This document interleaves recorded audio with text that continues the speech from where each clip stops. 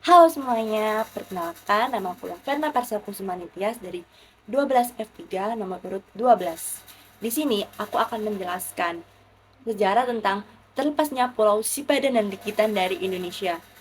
Bagaimana sih Pulau Sipadan dan Pulau Likitan bisa terlepas dari tangan Indonesia? Oke, mari kita bahas. Di Selat Makassar terdapat dua pulau bernama Pulau Sipadan dan Pulau Likitan. Pulau ini terletak di 34 km dari daratan Sabah, Malaysia, dan 93 km dari daratan Pulau Sebatik, Indonesia. Pulau Sipadan dan Likitan menjadi salah satu pulau yang disengketakan di Asia Tenggara. Kedua pulau ini disengketakan oleh negara Indonesia dan Malaysia. Sengketa berawal ketika tahun 1967 pada pertemuan teknis hukum laut. Kedua negara sama-sama memasukkan Pulau Sipadan dan Pulau Likitan ke dalam wilayah kedaulatannya masing-masing. Hal ini tentunya membuat hubungan kedua negara menjadi memanas, hingga kedua negara sepakat bahwa Pulau Sipadan dan Pulau Likitan dinyatakan sebagai status quo. Namun sayangnya, terjadi kesalahpahaman tentang status quo, di mana Indonesia memahami status quo yang artinya kedua pulau tersebut tidak boleh ditempati sampai persengketaannya selesai. Sedangkan Malaysia memahami status quo berarti kedua pulau tersebut berada di bawah Malaysia sampai persengketaannya selesai. Sehingga Malaysia dengan leluasa membangun penginapan-penginapan di Pulau Sipadan dan Likitan.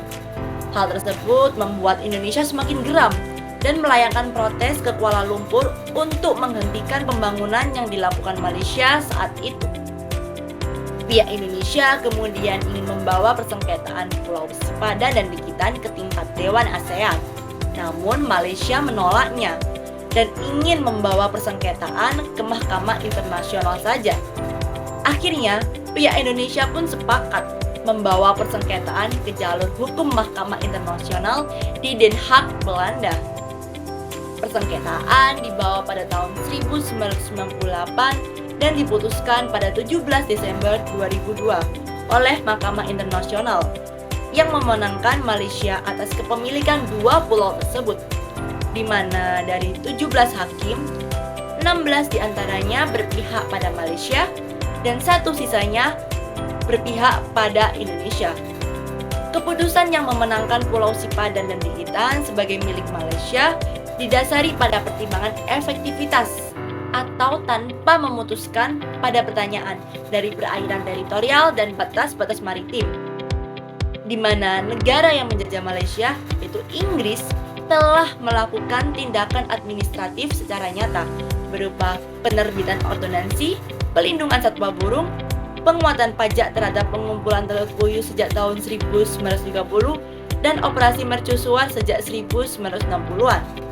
Sedangkan negara yang menjajah Indonesia, yaitu Belanda, hanya terbukti pernah singgah sementara tanpa melakukan kegiatan apapun.